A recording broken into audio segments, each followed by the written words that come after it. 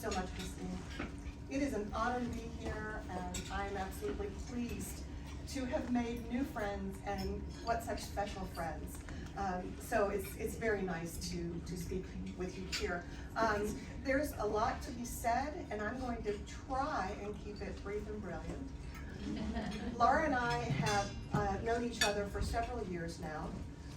I have fallen fast in love with her because of who she is. And one of the things that I will say before I get into the bio is three things that I think of when I think of my friend Laura: grace, fortitude, and perseverance. Those popped in my mind within a second when I think of her. One of the most important things you have to know about her, through all of the work that she's done, she never, ever loses time for friends.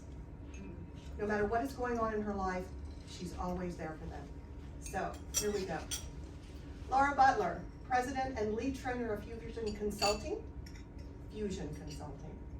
has over 20 years of experience in the field of business consulting, human resources, and professional development training. She also has 15 years in the public relations, marketing, sports management, and youth development fields. Laura has been invited to speak at events in over 15 countries and is a member of the Worldwide Association of Female Professionals. She is also an author, motivational speaker, passionate philanthropist, business owner, and a private consultant to several leaders in the United States, Europe, Canada, and wider Caribbean.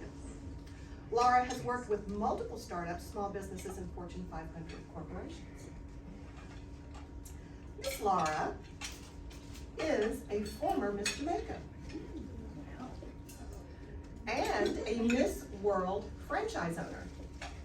She's the Best You Legacy Club Director for Dallas, Texas, and a certified SCORE mentor for the Dallas, Houston, supporting the U.S. Small Business Administration and the Chamber of Commerce across the nation. Very importantly, Laura is board advisor of the University of the Commonwealth Caribbean and launched its first podcast, Inside the UCC Group, Leadership in Action.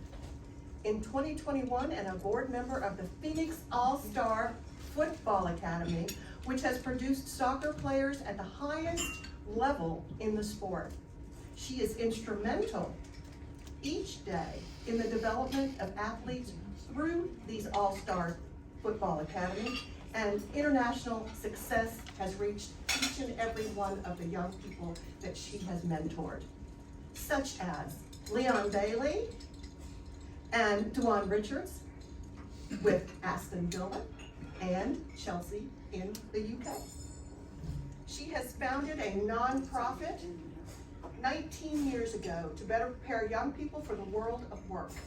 The program is being considered for implementation in the Irving Independent School District. We're almost there. There's much more, but we won't go everywhere. Laura has worked with the Poverty Reduction Program, which is the initiative with the European Union, Jamaican government, and the Jamaica Social Investment Fund. Laura has been a newspaper columnist and editorial contributor for over a decade for leading publications, and she published her first children's book in 2020 that featured Jamaica.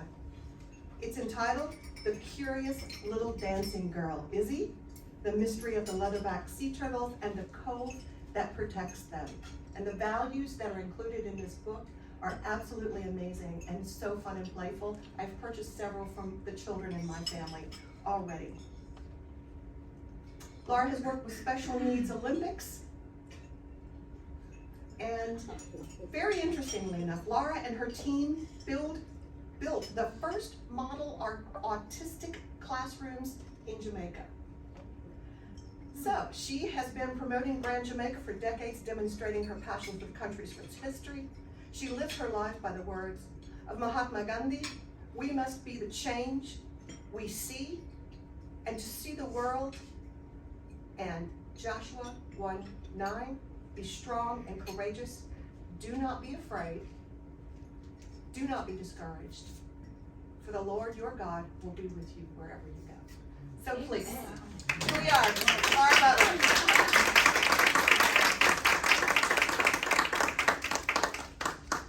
Oh boy, with that introduction, I mean, my heart was racing because I'm like, oh my goodness, Dagmar.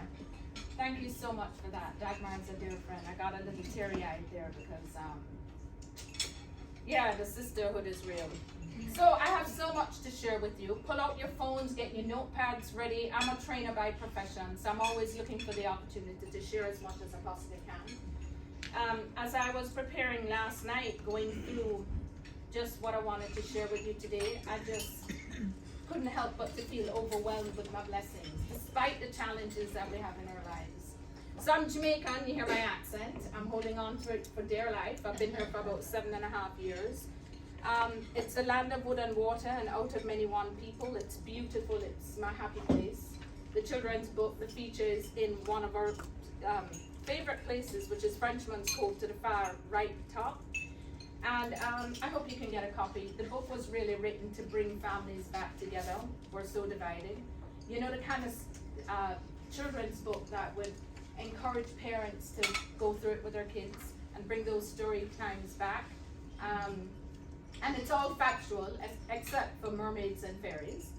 But everything is well researched on Jamaica and the importance of family and friends, protecting the environment, knowing your history, good manners and respect, and having a sound spiritual relationship. So yeah, Jamaica. I would like to share with you my measure of success. I think success is measured differently by different people, but I'm going to share with you mine. And it starts with my family. There is nothing greater in the world than family. And I say that, I get a little emotional because it was a tough time now, but had it not been for my family, I wouldn't be here. The joy, and it's just the people you could be you with. No worries, no pretense, no, just your heart speaking to each other. And so my grandparents had 10 kids, 7 girls and 3 boys. My grandfather was going for a soccer team. It didn't make it because it was us all girls. My grandmother said enough after 10. And they got married and their kids, and so we're a big family and well connected. The other thing is the sisterhood. My sisters in Christ. I would not be here today if it weren't between family and my sisters. We underestimate the power of our girls. Let me tell you, and I call them United Nations, because every country I go to, I find my girls and they find me. And they're a blessing. I think we've managed to save each other's lives many times. And so I'm passionate about it. And my work, I'm so fortunate. When I listen to the introduction, I'm like, where did I get the time? How do I still do all of that? And God is just amazing because He clearly has work for me. And He brought me here, and I'm still waiting to see the path that He takes me on. I'm a former Miss Jamaica long time ago, but I also own a Miss World franchise, and I really dissected a beauty pageant and brought full educational scholarships, life skills, and I was big on the Miss World because it was beauty with a purpose. So you had to go at the Miss World level, something significant. So I do sign language as well, and I do a lot of work with special needs, and we were able to build the first model autistic classroom in the history of the Caribbean to better understand mild, moderate, and severe autism. My heart is big on charity, but you know, we still have to pay the bills, so maybe that's why I'm so diverse all over the place. Special needs here, this is, you may have heard of Usain Bolt, which is the fastest man on the planet, but do you know Shelly-Ann Fraser-Price? If you don't, shame on you. She's also the fastest woman on the planet, Jamaican, handed over from Veronica Campbell-Brown, Jamaican, to a female, and I'm pushing that because it can't just be about Usain. You know, he's a dear friend and close to my nephew, but Shelly-Ann is also a good friend. But there's Kirk Wint, who is an Olympian for Jamaica.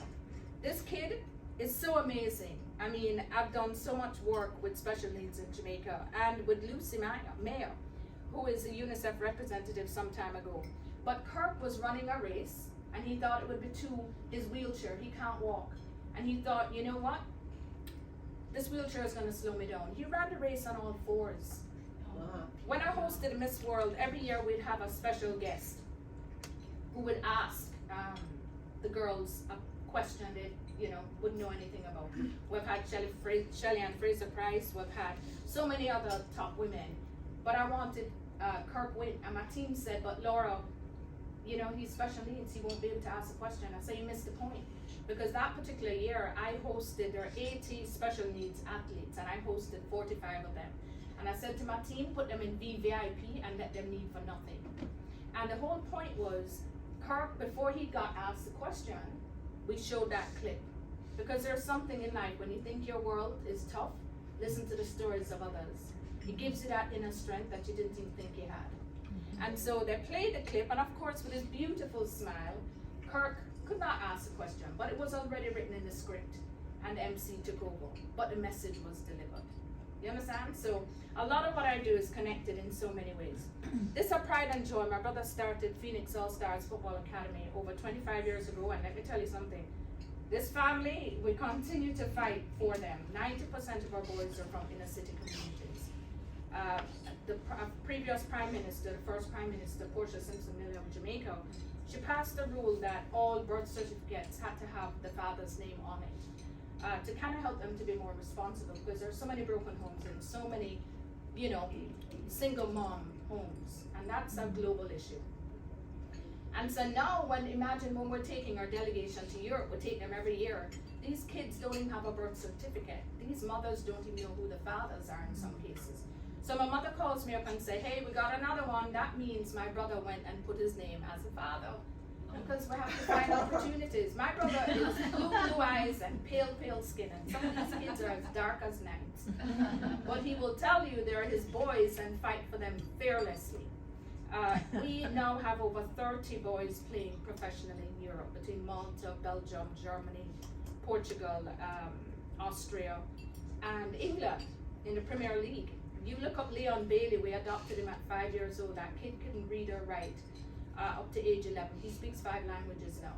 My job is to prepare our boys off the field. So when they're on that field, rubbing shoulders with Messi, and that is significant. By little Jamaica, from dot on the map, this kid that has seen poverty and cruelty like you'd never imagine.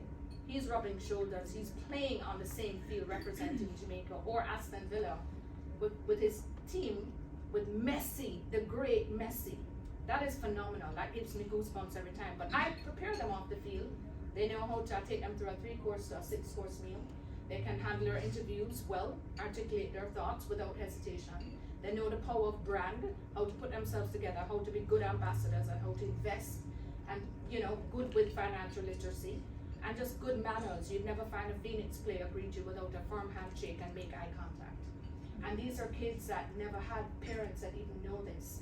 So when they step on the field, it's not about their poverty or their circumstances. It's about they had an auntie and a team teaching them and guiding them to make that. And we have, through the soccer academy, we have transformed our country. We've gotten our government, we've put pressure on the governing football body to stop with the politics. Don't pick a kid because your friend or whoever. Nepotism, you pick that kid because he's good.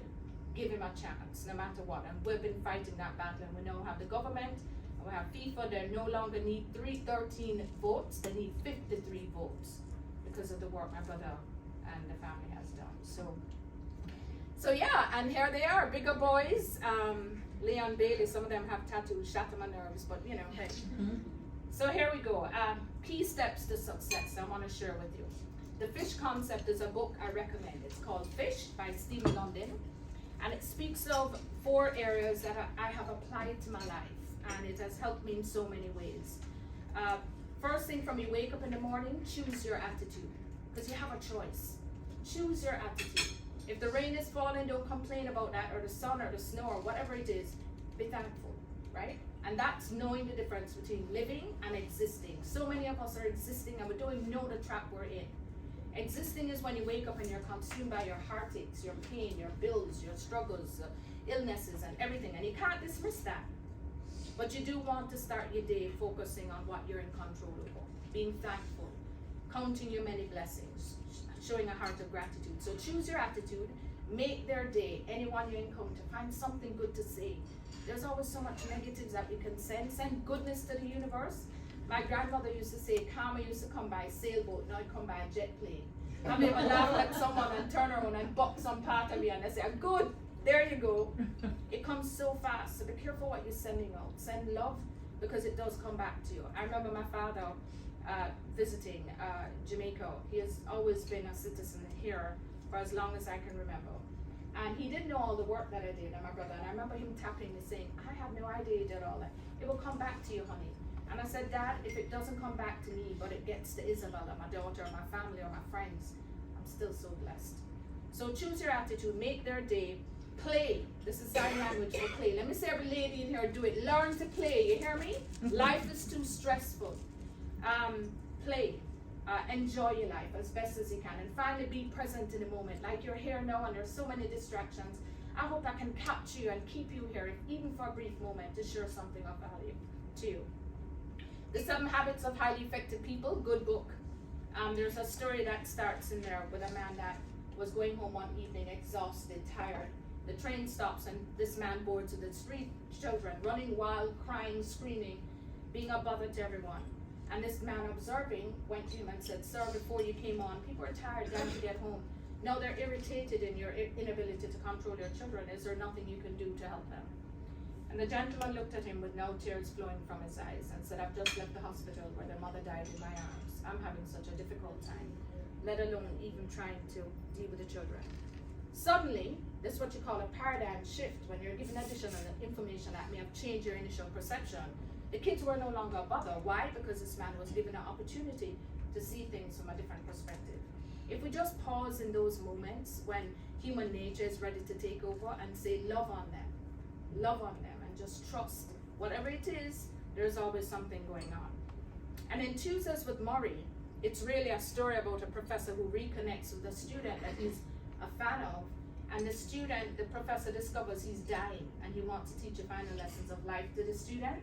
The most profound statement I believe in that book was when he said, it is not until we start to die that we start to live. Listen to that. If you knew tomorrow was not a guarantee truly, or you only had a week to live, would we sweat the small stuff? That's why people are making so much money on books like that. We already know, so maybe I'm just here to remind you of what you already know. Show a genuine interest in others. You heard Dagmar, make time for the people, invest in relationships. You get out of relationships what you put in. I know thousands of people from all over the world, but few come to my home. I'm very selective because that's a lot of work, right? Because you don't want to just have them there for you. You have to be there for them. And that takes sacrifice. That takes sacrifice. Don't allow the negative behavior of others to dictate your own. We don't all have the same luck. Walk the straight path. Challenge yourself daily to achieve your full potential. I teach in time management in so many areas in the corporate world. I've never been late for a seminar since 1995.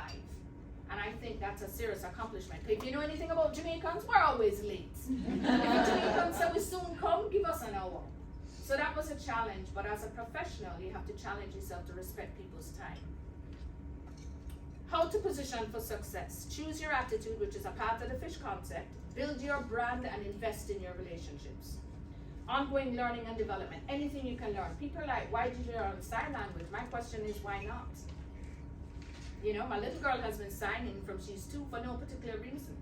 But we're all leaders in our own field. You don't have to have a title or be well known or something to be a leader. I remember I went to a supermarket in Jamaica. Not because the food was good. They think customer service, a satisfied customer is one who keeps coming back to do business repeatedly, right? Not so. You may be a case of monopoly. Convenience. Just go back to where you understand? So people go, and I went to the supermarket because their boys there in Jamaica were so spoiled. They bag our stuff. When I came here, I'm like, where are the boys to help? They pump our gas for us. I'm like, I thought this was a country about service. They're like, you do it yourself. So that was a wake-up call. But I would go to the supermarket and I would sign with these young men. And I remember a woman looking at me once going, you know, first of all, the boy was trying to say to her he couldn't, you know, and she kind of looked at him in a snobbish way as if, then why are you here if you can't help me?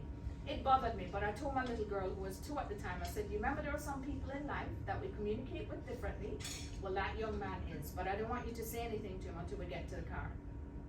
And when we got to the car, she signed, but she was speaking with it. She said, you're my friend. And he looked and tears started to flow.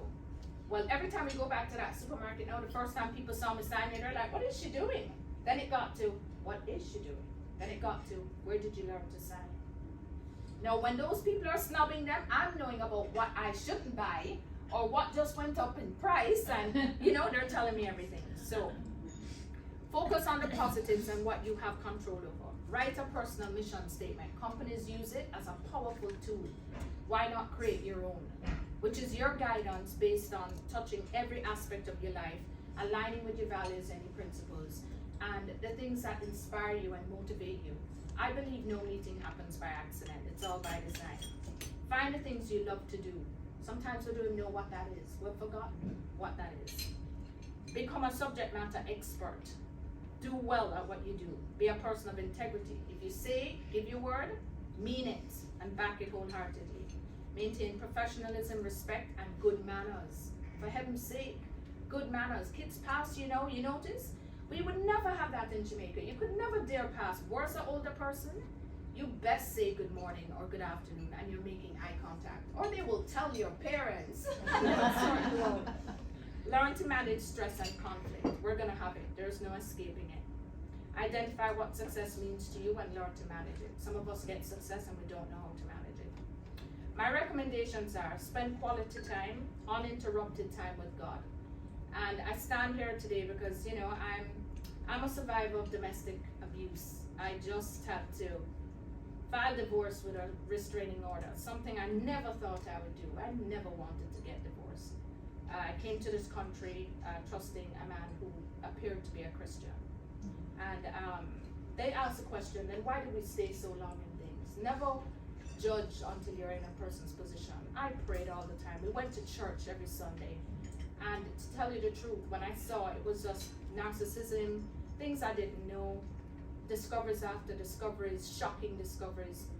And it was tough, and I never shared it with my family because I didn't want them to worry because we're all this way here and no family around us. But God showed up with my girls. God showed up with all my girls. And they're there for me and my little girl, and it was good, So when they say God isn't there, because that relationship made me question Christianity in general. I went to church every Sunday. He was a likable guy. He said he loved God, but then he was hurting us. I think he ticked off every category of abuse. But I kept praying because the Bible says, pray for your husband. And I did, and I was hopeful.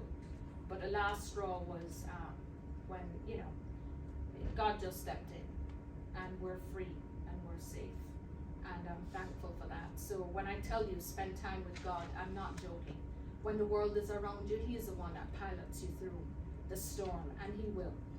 Do something every day to make someone's life better, because people are struggling. We all have a story. We may not share it, but there's none of us coming from a perfect situation. But know you're not alone. And I suffered in silence because I was raised to manage a business, keep things personal.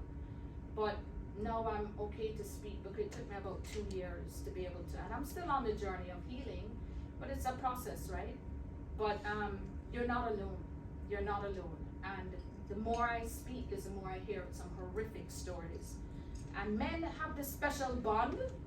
We need to strengthen ours and don't play around with it and truly be here for each other. Build and grow your community. It is okay to say no. We cannot please everybody. Lean on God and trust not on our own understanding. This prayer of serenity is one that my mom would always say. Remember the prayer of serenity. Celebrate the victories, even the small ones, and most importantly, celebrate the success of others. Your sisters, if they do well, celebrate it wholeheartedly. Don't let that negative, thought comes in and say, well, I wish it were me, or because that's human nature, it's going to happen. But flood your mind and your heart with love on her. It's celebrate the victories of others. Food for thought. The greatest educational dogma is also the greatest fallacy. The belief that what must be learned can necessarily be taught. I'm an educator. I've been lecturing at universities since 2003. And that is a contradiction. But what it's really saying is it's not everything that this life has to teach you that you're going to learn in school or from your parents or anything. Experience is really what's going to give you that extra, and our challenges are there just to build us and make us stronger. It is not what a man does that determines whether his work is sacred or secular. It is why he does it. The motive is everything. You have to think about why do people do things like this. I don't know why God brought me here, but I surely know it wasn't just for marriage, because He has blessed me me ever since that has been removed from my life. Good people have been coming into my life. And I've regained that strong bond that I had. I was raised a Catholic, no non-denominational, but I've always believed, you know, trust him over nobody else, because people will let you down.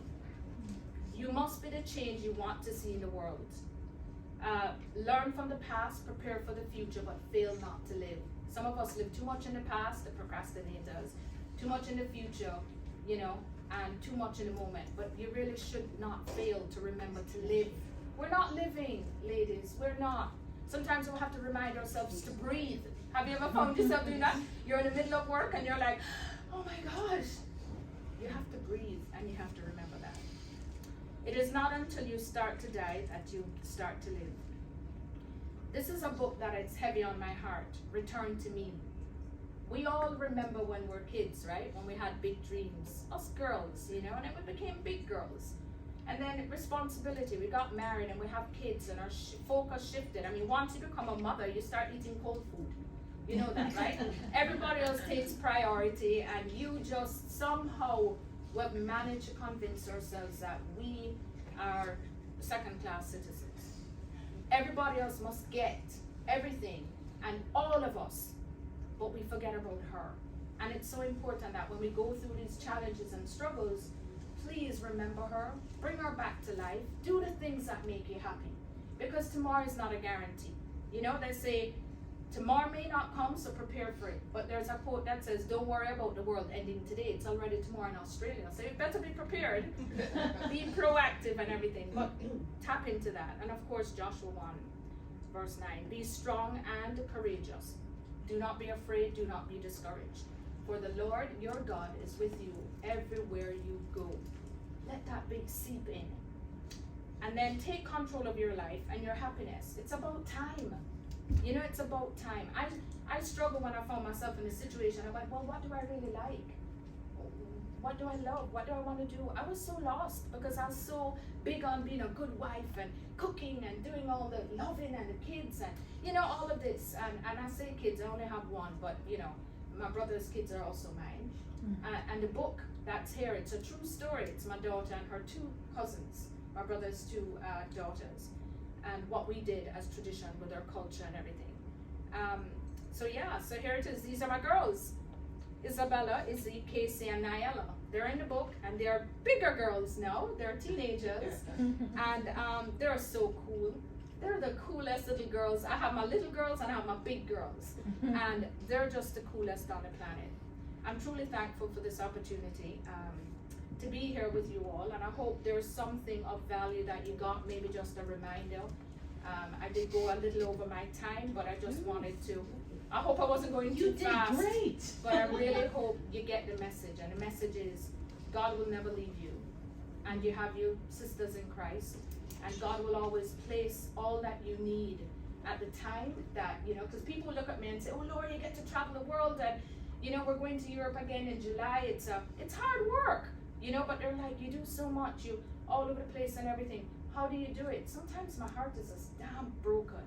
You know, sometimes you just need to give that cry. And I'm trained in this field to lock away the emotions. You know how it is, ladies. You have to put on your poker face. You have to keep going. But you have to do some self-care, and you have to love on yourself, or it's going to be a harder battle.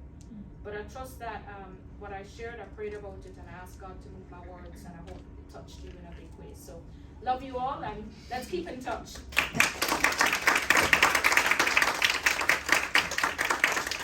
Before we let Laura go, we want to just appreciate you, and it's a small gift, but a token of our great appreciation from FPW Dallas. You chose Embrace Grace.